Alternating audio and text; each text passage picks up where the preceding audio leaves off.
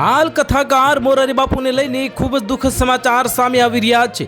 છેલ્લા કેટલાક દિવસોથી રાજ્યમાં સ્વામિનારાયણ સંતોનો પૂરજોશમાં ઠેર ઠેર વિરોધ થઈ રહ્યો છે। આનું કારણ સ્વામિનારાયણ સંત દ્વારા અવારનવાર સનાતન ધર્મ અને હિન્દુ દેવી દેવતાઓ વિશે કરવામાં આવતી ટિપ્પણીઓ છે।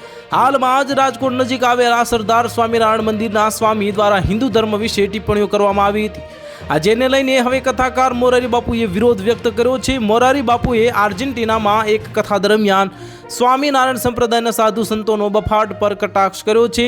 હિન્દુ દેવી દેવતાઓ પર થઈ રહેલી ટિપ્પણીઓ પર વિવાદ વકર્યો છે અને હવે કથાકાર મોરારી બાપુ દ્વારા જ્ઞાનપીઠ પરથી સનાતન ધર્મ પર ટિપ્પણી કરનારાઓ પર કટાક્ષ કરવામાં આવ્યો છે।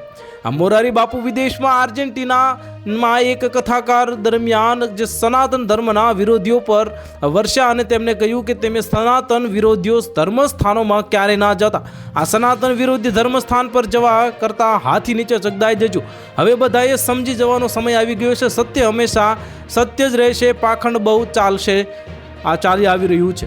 આર્જેન્ટિનામાં કથા દરમિયાન મોરારી બાપુએ વધુમાં કહ્યું છે કે જો થઈ શકે તો દિલ્હીમાં માનસ સનાતન ધર્મની કથા કરવી છે।